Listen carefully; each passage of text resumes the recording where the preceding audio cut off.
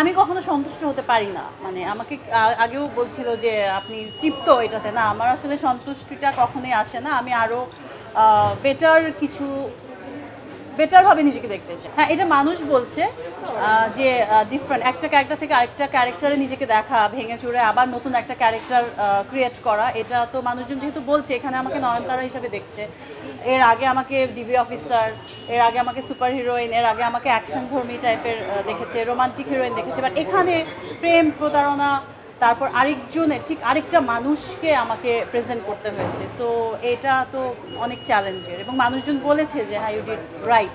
So আমার মনে হয় আমি রাইট ট্র্যাকে আছি। দুটোই আসলে দুটোই। একটা মানে আমার ছবি, আমার থার্ড ছবি থেকে ঈদে রিলিজ হওয়া শুরু করেছে। সো ওই হিসেবে আমি বলবো আমি একটুখানি ওদের থেকে একটুখানি বেশি এক্সপিরিয়েন্স। সো আমার এটা খুব ভালো লাগে, এই যে প্রেশারটা থাকে এবং অডিয়েন্স কীভাবে অ্যাকসেপ্ট করবে। অন্যান্য ছবিগুলো থাকে একটা কম্পিটিশন থাকে in a positive way.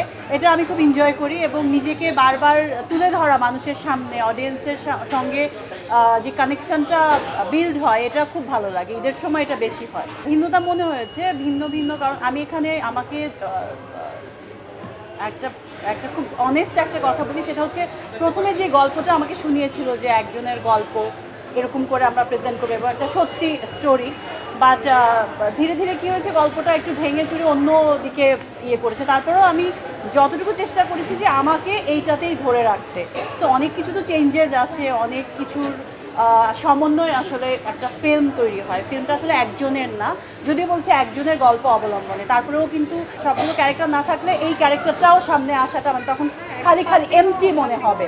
So আমার কাছে সবাই ইম্পর্টেন্ট, এবং তারা যদি আমাকে মানে অডিয়েন্স যখন আমাকে দেখে বলেছে যে না এটা নয়নতারা, সো আমার মনে হয়েছে যে হ্যাঁ আমি কিছু তো করেছি ঠিকঠাক। শাকিব খানের সঙ্গে যে একটা শক্তি লাগবে, এই লাগবে ওই লাগবে, শাকিব খান একাই আসলে তুফানটা সাকসেসফুল করার যোগ্য, প্রিয়তমা সাকসেসফুল করার যোগ্য। বাট হ্যাঁ, director most important thing, and production ওইটা তো থাকবেই, টিম আপ হবে। বাট শাকিবের সাথে এটা বলা ঠিক হবে না যে তার শক্তি আরেকজন, বা কখনো এইজন কখনো ওইজন, এরকম না। আমারও ওর সাথে অনেক ছবি রিলিজ হয়েছে, ঈদের ছবি রিলিজ হয়েছে ওর সাথে আমার অনেকবার। আমারও ছবি রিলিজ হয়েছে শাকিব ছাড়া। তো আমি ওর যে কোশ্চেনটা ছিল যে তুফানের চাপে সবাই না, তুফান এটা হবে, এটা তুফান যদি এরকম না হতো আমারই খারাপ লাগতো। কারণ একজন আর্টিস্ট, আমি তার 12-13 বছর ধরে কাজ করছি ইন্ডাস্ট্রিতে।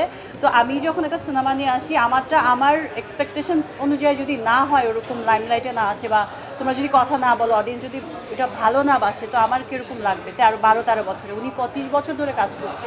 সো ওনার এটা অবভিয়াসলি ওনার ছবিটা নিয়ে এরকম উৎসব হওয়া উচিত, এবং সবার ওইটা অ্যাপ্রিসিয়েট করা উচিত।